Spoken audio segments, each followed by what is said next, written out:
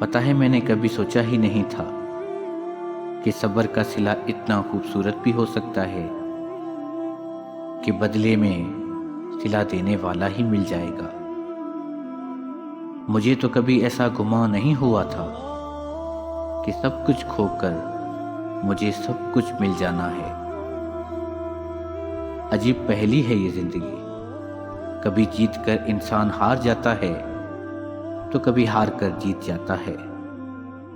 مجھے لگتا تھا کہ جیت جانے کا مطلب اپنی من پسند چیز حاصل کر لینا ہوتا ہے، مگر اب مجھے سمجھ آئی ہے کہ اپنی من پسند چیز ہار کر اللہ کو پا لینا ہی اصل جیت ہوتی ہے۔ تبھی تو ہر جیت پرسکون نہیں ہوتی اور ہر ہار بے سکون نہیں ہوتی۔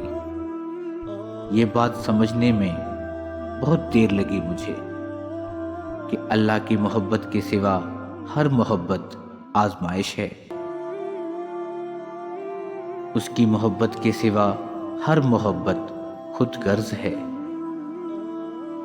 یہاں تو سودے بازی چلتی ہے، یہاں تو جذبات کی منہ مانگی قیمت لگائی جاتی ہے اور وہ اسی قیمت پر بکتے ہیں۔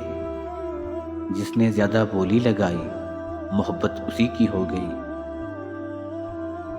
اور مجھ جیسے انسان کو دنیا کے رنگوں میں ڈھل جانا نہیں آتا۔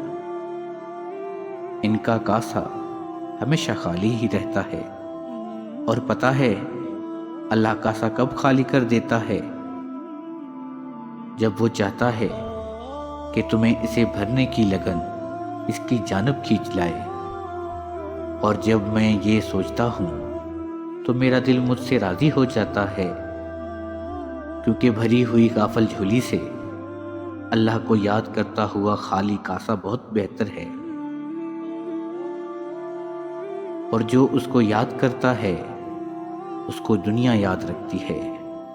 تو آج میں جس مقام پہ ہوں وہاں بس میرا سب کچھ میرا اللہ ہی ہے، اور اس سے بڑی فتح کیا ہو سکتی ہے؟ سب کو ہار کر میں نے اللہ کو ہی جیت لیا۔ اب ہار میری مقدر کا حصہ نہیں رہی، کیونکہ میں نے اس سے دل لگایا ہے جو دل لگی کے قابل بھی ہے اور جس کی محبت میں بے وفائی بھی نہیں۔